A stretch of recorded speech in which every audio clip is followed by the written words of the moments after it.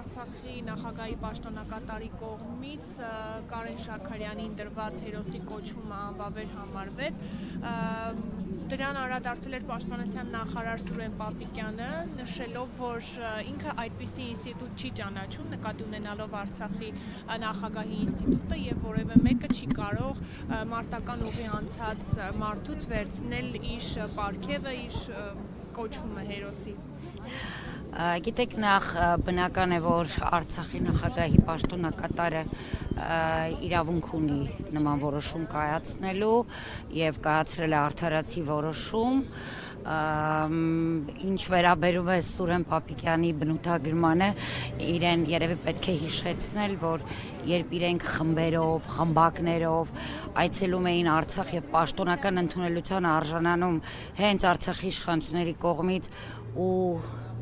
ուտել խմելով օրերով ու շաբաթներով, ինչպես նաև պատերազմի ժամանակ նման պահվածքով խիստ աչքի ընկնում, պիտի հիշեցնել այդ ժամանակ ոնց էին դիմում պարոն նախագահով, պարոն նախարարով, մոռացել են ընդամենը մի քանի տարի առաջ ինչպես էին դիմում։ Հասկանալի է, որ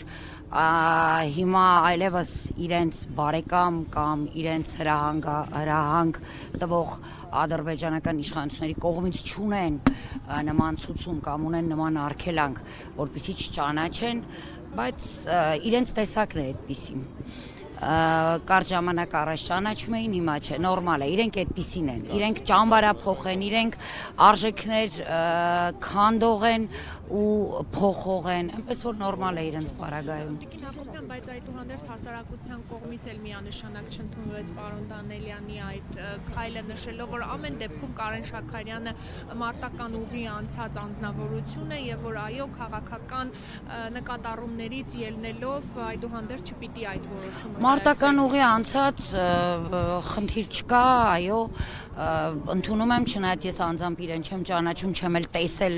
իր անցած մարտական ուղին եւ չեմ էլ կարող գնահատական տալ, բայց մենք եկեք ընդունենք, որ բոլորս շատ վատ էինք ընդունում 2020 թվականի ասարցուր պատերազմից հետո, Արցախի մեծ մասի հանձնումից հետո, երբ աջ ու ձախ հերոսների կոչումներ էին տրվում եւ Արցախի հասարակությունը նույն եւ մենք բոլորս որևէ կերպ չէինք ընկալում, ինչպես կարող է այդպես դաժանաբար սարսափելի ձևով պարտված իշխանությունը լայն ժպիտով ուղակի կոչումներ բաժանի աջ ու ձախ հերոսի եւ այդ գեներալ, որի մասին խոսում եք, եւս 2020-ին հերոսի կոչում ստացած, որը ասեմ ձեզ, հասարակության համար միևնույն էր, իրենք ունեին այդ հերոսի կոչումը, թե չէ, որտեվ հասարակությունը իրենց որպես հերոսներ չընկալեց, եւ դա նորմալ էր, ինչպես նաեւ չընկալեցինք մենք իրենց որպես հերոսներ։ Եվ այս պարագայում սա ոչ թե քաղաքական դրսևորում էր, այլ արդարացի դրսևորում էր։ Տեսեք, եկեք չմոռանանք, որ մենք ունենք նաև նման առաջնորդ թեմի, առաջնորդ ունենք, որը նույն պահվածքն է ցուցաբերել եւ նույն մեր հանրությունը Արցախի մեծ ալիք բարձրացավ, պահանջեց մինչև իսկ կաթողիկոսից զրկել առաջնորդությունից, Վրթանես Սրբազանին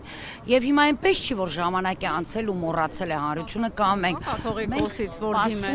մենք սպասում ենք որոշմանը, այո, կաթողիկոսի որոշմանը, ինքը գիտի մեր դիրքորոշումը, ինքը գիտի մենք ինչ ենք ցանկանում եւ հիմա սպասում ենք արդեն կաթողիկոսի դիրքորոշմանը։ Ուզում եմ ասեմ, հանրությունը այսպես թե այնպես չի ընդունում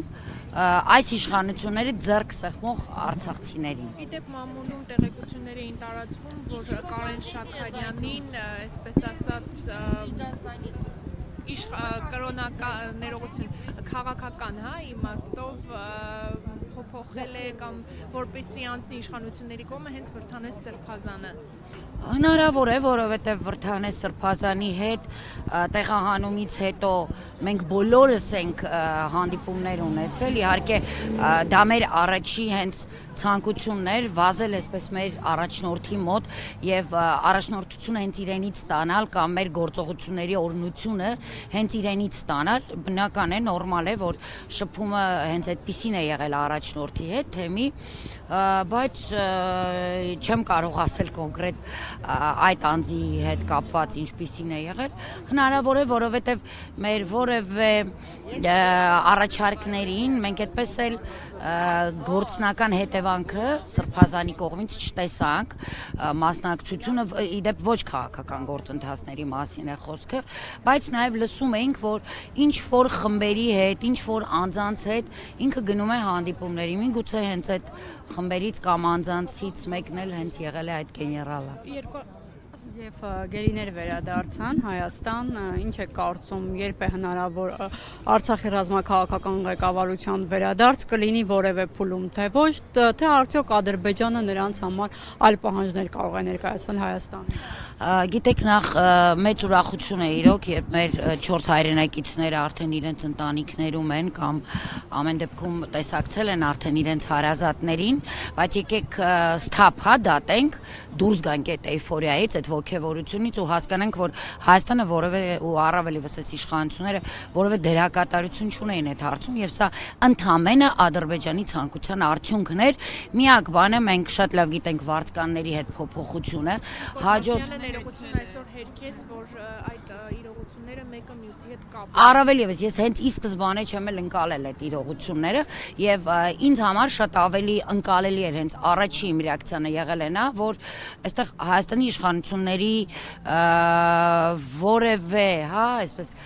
գործընթացի մասնակցություն չի եղել եւ սա ընդհանրապես Ադրբեջանի ցանկության արդյունքն է, այս խաղաղության բարի կամք չի սա, բացարձակ բարի կամք, նման գործընթացները բարի կամքի դրսևորում լինել չեն կարող, սա պարտավորություն պիտի լինի եւ եթե դու գնում ես խաղաղության գործընթացի ոգևորությամբ 2 օր է խոսում են թրիպից, ապա հասկանալի է, որ նախերգանք է գերիների վերադարձը, բայց եթե մենք այս փուլում ընդհանրապես խոսում է ընդհանրապես 4 գերիների ազատման մասին, հասկանալի է, որ այդ գործընթացը ինքը քաղաքական այլ հետևանքներ է դեռևս նախատեսում կամ քաղաքական դեռևս այլ ընթացք է նախատեսում։ Սա մարդասիրական գործընթացից ընդհանրապես դուրս գործընթաց է եւ կանխագուշակել այս իշխանությունների օրոք մեր պատանդարված անձերի հետագա ճակատագիրը անհնար է ուղղակի։